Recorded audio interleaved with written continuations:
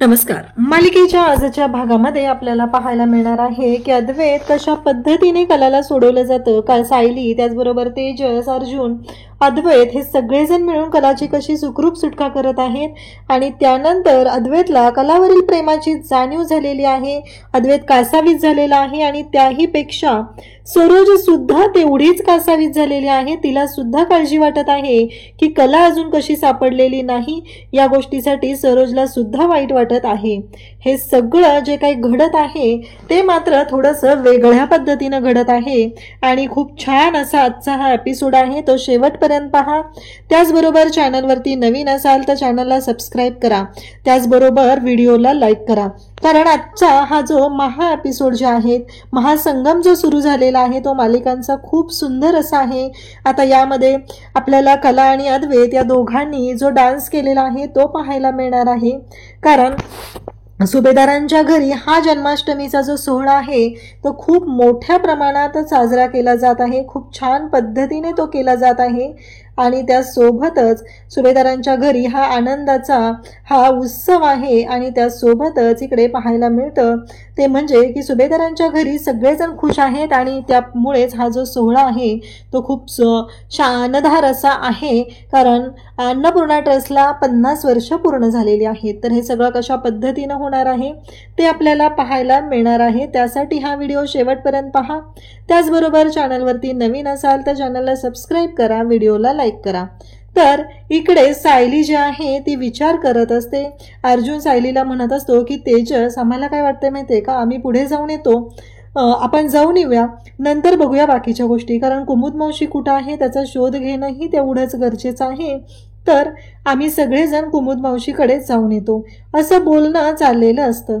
तेव्हा मात्र इकडे सायली म्हणत असते की चालेल, अद्वैतची तू काळजी घे, अद्वैतला कोणताही त्रास होता कामा नये असं सगळं सांगितलेलं असतं. तेव्हा तेजस म्हणतो, पण अर्जुन, आत्ता अद्वैतची कंडिशन अशी आहे, कला अजून सापडलेली नाही, तर मला असं वाटतंय की जायला नको. तेव्हा अर्जुन म्हणतो की नाही, सायली आहे आणि मम्मा आहे इथं सोबत, त्यामुळे आपण जाऊन येऊया, एकदा पाहून येऊया नक्की काय झालेलं आहे.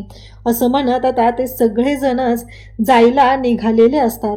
आणि त्याच वेळी सायली म्हणते की हो चालेल, मी आहे इथं, त्यामुळे अजिबात काळजी करायची गरज नाही.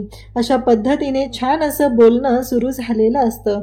आणि त्याचबरोबर इकडे आता अद्वैत जो असतो तो रूममध्ये असतो, तो कासावीस झालेला असतो, त्याला खूप वाईट वाटत असतं, त्याला कळत नसतं की हे सगळं काय घडतंय. आणि इकडे सरोज मात्र खूप टेन्शनमध्ये असते. सरोज म्हणत असते की हे सगळं काय होतंय, मला ना कळतच नाहीये की काय करू मी नक्की, कशा पद्धतीने गोष्टी मॅनेज करू, हा प्रश्न सरोजला सुद्धा पडलेला असतो. आणि त्यासोबतच सरोज आता विचार करायला लागलेली असते. आणि त्याचबरोबर सरोज म्हणत असते की कला सापडली असेल ना, अद्वैत कसा असेल, कला कशी असेल, नक्की काय झालेलं असेल, असे अनेक प्रश्न आता पडलेले असतात. आणि अद्वैत सुद्धा इकडे त्याला आठवत असतं की नाही, हे सगळं जे काय आहे ना ते विचित्र झालेलं होतं. कारण खरेच्या डोक्याला त्याने बंदूक लावली होती, तिला गाडीतून तो घेऊन जात होता, पण तिच्या डोक्याला बंदूक लावून तिला तो घेऊन गेलेला आहे. ही गोष्ट काही केल्या इकडे डोक्यातून जात नसते, ती म्हणजे अद्वैतच्या. तेवढ्यातच घरून आता अद्वैतला कॉल आलेला असतो आणि घरून सगळेजण अद्वैतला बोलत असतात, अद्वैतला विचारत असतात की अद्वैत, आबा म्हणतात की अद्वैत कला कशी आहे. तेव्हा इकडे अद्वैत म्हणत असतो की नाही आबा, खरे नाही सापडली. मग आबा विचारतात तू कसं आहे. तेव्हा अद्वैत म्हणतो मी नाही बरं, मला नाही कळत आहे मला काय होते आबा, मला खरेची खूप काळजी वाटते आणि मला कळतच नाहीये की मी नक्की काय करतोय. आबा खरे सापडले पाहिजे, राहुलने तिच्या बाबतीत काही चुकीचं तर केलं नसेल ना, असं अद्वैत आबांना बोलत असतो. आणि तेव्हा मात्र इकडे रोहिणी पण विचार करत असते. खरं तर आज खऱ्या अर्थाने रोहिणीने इतका बेकार असे संस्कार ह्या राहुलवरती केलेले आहेत आणि त्याच्यामुळंच हे सगळं आज चांदेकरांना भोगावं लागत आहे, अद्वैतला भोगावं लागत आहे. कलाच्या बाबतीत असलं सगळं विपरीत घडत आहे. आणि इकडे त्या रोहिणीला जरा सुद्धा अक्कल नाहीये, तिला जरा सुद्धा वाटत नाहीये की हे सगळं काय घडतं, याचा विचार सुद्धा तिच्या मनात येत नाही. त्याचबरोबर इकडे आता अद्वैत कासावीस झालेला असतो. अद्वैत म्हणतो की मला शोधायला गेलं पाहिजे. सरोज इकडे तेवढीच कासावीस झालेली आहे. सरोजला सुद्धा वाईट वाटत आहे की कला सापडली पाहिजे असं सरोजच्या डोक्यात सुद्धा येत असतं. आणि त्याचबरोबर आबा म्हणत असतात की अद्वैत बरा नाहीये, कला तर सापडलेली नाहीच पण अद्वैत सुद्धा बरा नाहीये, त्याचा आवाज कापत होता. हे आबा जेव्हा बोलतात तेव्हा सरोजला काळजी वाटत असते. सरोज आबांना म्हणत असते की मला काय वाटतंय आबा, आपण तिकडे गेलं पाहिजे का? आणि इकडे आता रजनीला सुद्धा काळजी वाटायला लागलेली आहे आणि रजनी सुद्धा इकडे बोलत आहे आणि त्यासोबतच इकडे पाहायला मिळतं ते म्हणजे की या सगळ्यांचं हे सगळं जे काही बोलणं चालू असतं तेव्हा मात्र आता कळून चुकलेलं असतं की आता नक्कीच काहीतरी विपरीत घडत आहे आणि या सगळ्या गोष्टी अशा पद्धतीने झालेल्या असतात. तेव्हा मात्र इकडे आता पाहायला मिळतं की अर्जुन त्याचबरोबर तेजस आणि मानसी कुमुद मावशीच्या घराकडे निघालेले असतात. बरोबर त्या ठिकाणी पोहोचल्यावर अद्वैत सांगतो की हां हेच असेल कुमुद मावशीचं घर, असं म्हणत अद्वैत तिथे घेऊन येतो. आता कुमुद मावशीच्या घराच्या जवळ आलेले असतात. मग त्याच वेळेस पाहायला मिळतं की नक्की कुमुद मावशीचं घर कोणतं आहे, हेच असेल आणि कुमुद मावशी घरात असते आणि त्यावेळेस काही गुंड येतात आणि कुमुद मावशीला उचलतात. ती बिचारी काम करत बसलेली असते, तिला तर माहीतच नसतं की हे सगळं काय घडतंय आणि कुमुद मावशीला ते अक्षरशः हातपाय बांधतात, तिच्या तोंडाला बांधतात आणि तिला पोत्यात घालतात आणि पोत्यात घालून तिला ते घेऊन चाललेले असतात. कुमुद मावशीला आता घेऊन निघालेले आहेत. त्यांना त्या जराही वाटत नाहीये की एखाद्या वयस्कर माणसाच्या बाबतीत आपण चुकीचं वागत आहे. शेवटी ते गुंडच आहेत म्हणा, त्यांच्या डोक्यात कुठून येणार आहे की आपण कोणाशी वाईट वागतोय, कोणाशी चुकीचं वागतोय.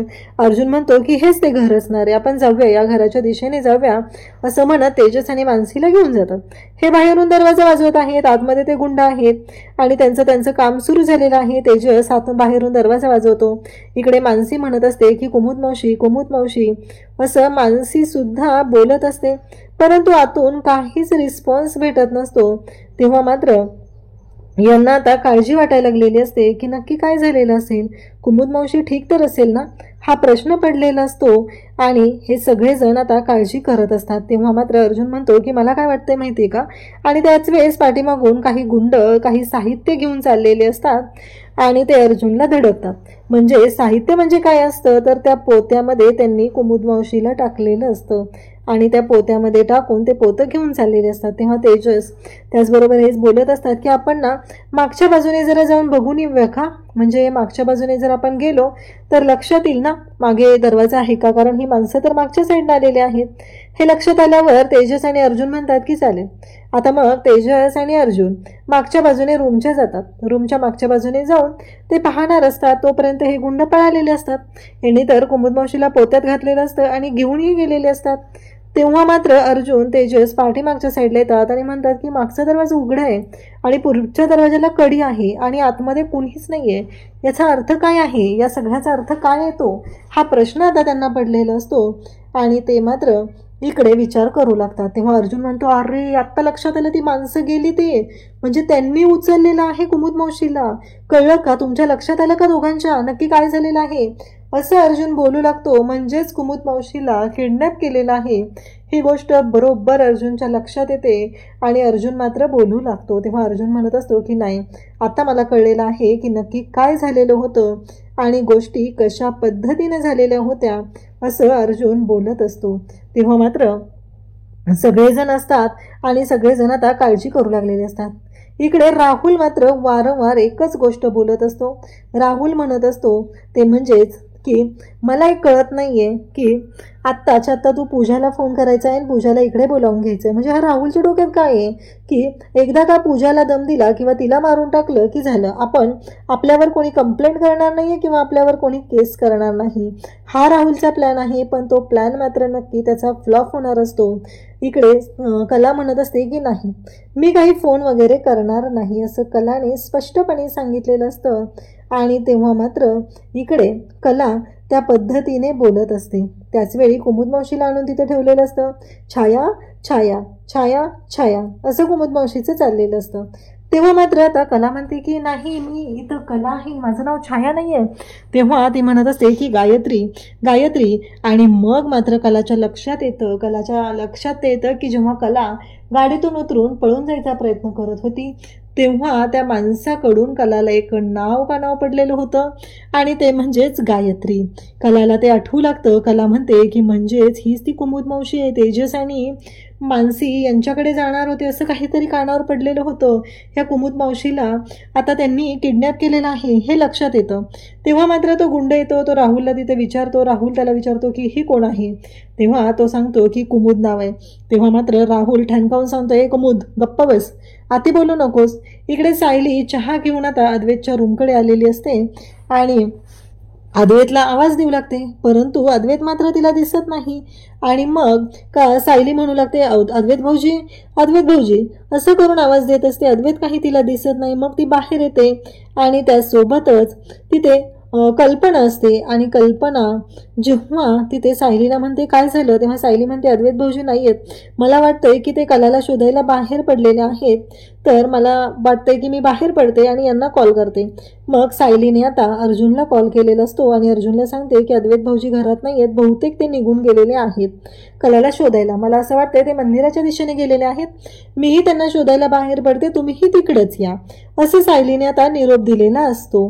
त्यासोबतच इकडे पाहायला मिळतं की आता तेजस मानसी यांनाही कळलेलं आहे की कुमुद मावशी गायब झालेली आहे, म्हणजेच कुमुद मावशीला कोणीतरी उचललेलं आहे. ही गोष्ट आता यांच्याही लक्षात आलेली असते. आता कुमुद मावशीला कुठे शोधायचं हा प्रश्न पडलेला असतो. आणि त्याचबरोबर आता अद्वैत तर बाहेर पडलेला आहे, म्हणून हे सगळेजण अद्वैतला शोधायला बाहेर पडतात. अद्वैत मंदिराच्या दिशेने, म्हणजे सायलीचा अंदाज खरा ठरलेला असतो. अद्वैत मंदिराच्या दिशेने आलेला असतो तेव्हा त्याला प्रत्येक क्षण आठवत असतो, कलाबरोबर घालवलेला प्रत्येक क्षण त्याला आठवत असतो. तो म्हणजेच की कलासोबत सप्तपदी घेतलेल्या, कलाच्या गळ्यात मंगळसूत्र घातलेलं, अगदी नाईलाज असतं ते लग्न केलेलं होतं, तर ती क्षण त्याला आठवत असतात. त्यासोबतच कलाने जेव्हा आता सोहमचं लग्न होतं, टिक्का लावायचा होता, कलाने ज्या पद्धतीने त्याच्या कपाळावर टिक्का लावलेला होता, त्या सगळ्या गोष्टी त्याला आठवू लागलेल्या असतात. आणि खऱ्या अर्थाने अद्वैत हा कलाच्या प्रेमात पडलेला असतो. आणि त्यासोबतच इकडे पाहायला मिळतं की कलाला तो तयार करत होता संगीतसाठी. संगीतमध्ये त्या दोघांनी सोहमच्या लग्नाच्या संगीत सेरेमनीमध्ये त्या दोघांनी एकत्र केलेला डान्स, या सगळ्या गोष्टी त्याला आठवत असतात. त्या सगळ्या गोष्टींची त्याला जाणीव होत असते. त्याचबरोबर जेव्हा ते सगळे मंदिरात गेलेले असतात त्या ठिकाणी सुद्धा जो घडलेला प्रसंग असतो त्या सगळ्या गोष्टी आठवत असतात. आणि आज खऱ्या अर्थाने अद्वैतला जाणवलेलं असतं की तो कलाच्या प्रेमामध्ये पडलेला आहे. मंदिरामध्ये कलाच्या हाताला चटका लागलेला होता. त्याचबरोबर जेव्हा कलाचा पाय घसरतो आणि अद्वैत तिला म्हणतो की आता मीच सावरलं ना तुला, तो प्रसंग सुद्धा त्याच्या डोळ्यासमोरून जात असतो. तो म्हणत असतो की खरे, कुठेच तू खरे, मला तुझी गरज आहे, मी नाही राहू शकत तुझ्याशिवाय, असं म्हणत अद्वैत अक्षरशः कासावीस झालेला असतो. तो वेडा पिसा झालेला असतो. त्याला सुचत नाहीये की नक्की कला कुठं गेलेली आहे, कलाच्या बाबतीत काय झालेलं आहे, असे अनेक प्रश्न त्याच्या पुढे पडलेले असतात आणि त्याला मात्र जाणवतच नसतं. आणि मग तेवढ्यात सायली तिथे येते, अद्वैतच्या खांद्यावर ते हात ठेवते आणि त्याला म्हणू लागते की काय झालं. तेव्हा मात्र अद्वैत म्हणत असतो की नाही, मला कळत नाहीये की खरे कुठं गेलेले आहे, असं तो सायलीला सांगू लागतो. तेव्हा सायली म्हणत असते की अद्वैत भाऊजी, आता आपण मंदिरात जाऊया, देवीकडे प्रार्थना करूया, सगळं अगदी व्यवस्थित होईल, कृष्ण जन्माष्टमी आहे, अजिबात काळजी करायची गरज नाही, असं ती अद्वैतला समजावू लागते. तेव्हा मात्र कला इकडे तिचे हात बांधलेले असतात स्वतःच्याच दातांनी. त्या हाताला बांधलेला जो दोर आहे तो सोडण्याचा प्रयत्न करत असते, पण तो उपाय काही तिला व्यवस्थित वाटत नाही, कारण त्याची गाठ सुटतच नसते. त्यानंतर कला आता पाहते तर काय, तो गुंड जो असतो तो झोपलेला असतो आणि मग त्याचा मोबाईल त्याने टेबलवरती ठेवलेला असतो. कलाने आता एकच विचार केलेला असतो की तो मोबाईल आपण ताब्यात घेऊया.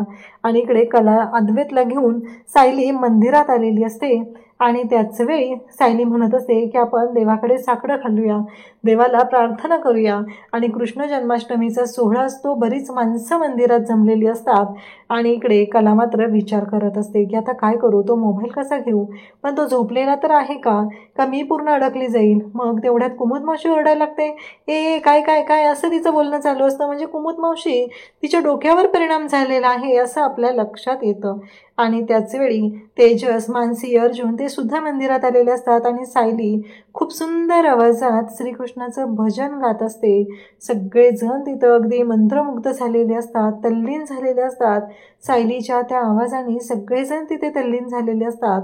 आणि त्याच वेळी इकडे आता कलाच्या हाती मोबाईल मिळालेला असतो आणि कला अद्वैतला फोन लावत असते. तेव्हा कला म्हणते की चांदेकर, तुझा फोन का लागत नाहीये, मी काय करू, मला तर एकच नंबर पाठ आहे म्हणून मी तो नंबर लावलेला आहे, असं म्हणत कला तो फोन लावण्याचा प्रयत्न करत असते. इकडे मात्र कुमुद मावशी ओरडत असते. तेव्हा कला म्हणते की इथून बाहेर पडायचंय ना आपल्याला, मग तुम्ही गोंधळ नका ना करू, शांत राहा बरं, असं कला त्यांना सांगू लागते. ते जे गुंड असतात, तो जो गुंड झोपलेला असतो आणि मग कलाला आठवतो तो म्हणजे सायलीचा नंबर. आता सायलीचा नंबर कलाला आठवलेला असतो आणि मग कला सायलीला फोन लावायला घेते. कला म्हणते की मी सायलीला फोन लावते आणि सायली तिथं भजन गात असते. तेव्हा कलाचा फोन येतो. इकडे सायली फोन उचलते आणि सायलीच्या फोनवरती अननोन नंबरचा फोन आलेला असतो. ही गोष्ट कलाच्या सुद्धा लक्षात आलेली असते आणि तेव्हा मात्र कला म्हणत असते की अगं सायली, इथे आम्ही ना मंदिराच्या जवळ कुठेतरी आहोत, अगं मला जाणवतंय की ते मंदिर जवळ आहे, भजनाचा आवाज ऐकू येतोय आणि उजव्या बाजूने आवाज ऐकू येतोय आमच्या, असं कला सांगत असते. एक गोडाऊन आहे, त्या गोडाऊनमध्ये आम्हाला ठेवलेलं आहे, असं कला सायलीला सांगते. तेव्हा मात्र सायली म्हणत असते काय? तेव्हा कला म्हणते की हो. त्यानंतर मग आता तेजस जो आहे तो भजन गायला सुरुवात करतो. तेजसचा आवाज इकडे कलाच्या कानावर पडतो. कला म्हणते की अगं खरंच, आता मला सांग, तेजस भजन गातो ना? तेव्हा सायली म्हणते की हो. मग तेजस तसाच गात राहतो आणि कलाला तो आवाज मिळतो. मग कला सांगू लागते की हो, अगदी उजव्या बाजूला आहे, मी जिथं आहे ना तिच्या उजव्या बाजूला मला हा मंदिराचा आवाज येतोय. आणि ह्या सगळ्या पद्धतीने आता कला ते सगळं सांगत असते. आणि तेव्हा मात्र इकडे अद्वैत म्हणतो की अगं कुठे आहेस तू, खरे किती शोधायचं तुला? तेव्हा कला म्हणते माझ्या शेजारी मंदिर आहे, मंदिरातला आवाज येतोय, तेजस भजन गातोय, हा आवाजही माझ्या कानावरती येतोय. आणि इकडे कुमुद मावशीची अवस्था मात्र बिकट झालेली असते. कुमुद मावशीला मात्र कळत नसतं की आता करू काय, या सगळ्यातून कसा मार्ग काढू, हा प्रश्न कलाच्या पुढे असतो. आणि तेजस आता मोठमोठ्याने भजन म्हणू लागतो. आणि जेव्हा तेजस भजन म्हणतो तेव्हा मात्र हे सगळं आता कानावरती पडत असतं. आणि त्याच वेळी इकडे कला हे सगळं त्यांना सांगत असते. आता फोन तर लावून झालेला आहे आणि मग अद्वैत हे आणि अर्जुन बोलतात की तुम्ही इथेच थांबा. सायली म्हणत असते की आम्ही पण येतो. तेव्हा मात्र अद्वैतचं म्हणणं असतं की नाही, कुठेही जायची गरज नाही, कारण आम्ही जातोय दोघंजण, तुम्ही इथेच थांबा.